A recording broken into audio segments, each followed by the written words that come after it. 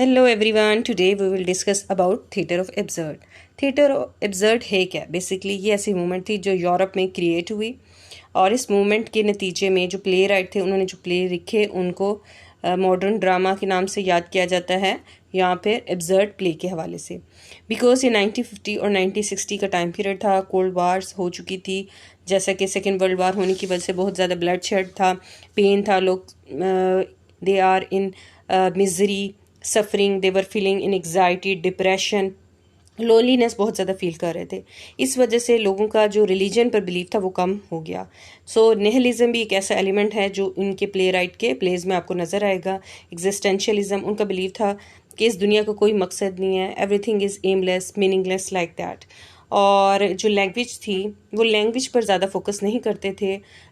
Basically they are focusing on the actions के through वो अपने जो मैसेज थे उनको कन्वे करते थे। रेपिटिशन का इस्तेमाल किया जाता था। रियलिज्म था, जो बेसिक सोशल इश्यूज तो उनको एड्रेस किया गया। अगर हम देखें तो इम्पॉर्टेंट और जो फेमस प्लेस थे वेटिंग फॉर गोडो और हार्लेट प्रिंटर का द केयर टेकर, इसमें बहुत ज़्यादा जाना जाता है। अगर हम एब्सर्डिटी को देखें कि एब्सर्ड होता क्या चीज़ है, तो बेसिकली जो एब्सर्ड प्ले थे उनके प्ले राइट का कॉन्सेप्ट था human beings are born without asking to born and they die without seeking to die. Time है एब्सर्ड है, जैसे कि वेटिंग फॉर गोडो में टाइम का कुछ पता नहीं चल रहा है, एवरीथिंग वॉज एम्बिगुअस और सिर्फ ट्री के बस कुछ लीव्स थे जिससे अंदाज़ा होता था टाइम हैज़ बीन पास्ट।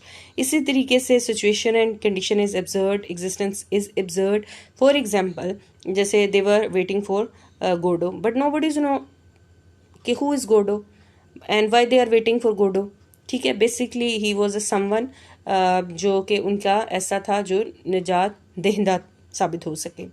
उनकी जो लाइफ थी मीनिंगलेस थी, एमलेस थी, और इसी वजह से जो एस्ट्रागोन था और जो दूसरे करेक्टर थे they were waiting for Godot. They try to give the meaning to the life, they just want to pass the time in waiting. और बार बार वो जो थे रेपिटेशन करते थे अपने वर्ड्स की, अपने सेंटेंसेस की, like nothing to be done, nothing to be done. ठीक है, और अगर हम देखें waiting for Godot is a absurd play. इसी तरीके से जो फेमस प्ले राइट हैं उनमें सैमुअल बेकेट बहुत ज़्यादा फेमस है। ठीक है, जो कि उनकी फेमस जो प्ले है वेटिंग फॉर गोडो है, जिनकी लैंग्वेज, जिन्हें कहा ही जाता था कि वो साइलेंट लैंग्वेज का इस्तेमाल करते थे और वो फोकस इस बात का करते थे कि एक्शन के थ्रू, सेटिंग के थ्रू जो है आप अपने मैसेज को कन्वे करें। यूजीन है, फिर उसके बाद जेन जेनेट है जिसने द मेड लिखा, जिसमें थीम ऑफ आइडेंटिटी को बहुत ज़्यादा हाईलाइट किया गया। इसी तरह रियलिज्म को, सरेलिज्म वगैरह को, इस किस्म के जो इश्यूज थे उनको एड्रेस किया गया। इसी तरह हैरलेट प्रिंटर था, उसका जो प्ले था the caretaker, the birthday party, they are very famous, जो कि कॉमन मैन के इश्यूज को और सोशल जो प्रॉब्लम्स थी उनको हाईलाइट करता था, जिसमें आइसोलेशन, लोनलीनेस जो ह्यूमन बींग्स की थी, एक दूसरे के साथ फैमिली रिलेशनशिप बॉन्डिंग वीक होने की वजह से जो प्रॉब्लमेटिक न्यूरोटिक डिसीज़ और प्रॉब्लम्स अराइज हो रही थी उनको एड्रेस किया गया था। So this is all about the absurd play. Thank you very much.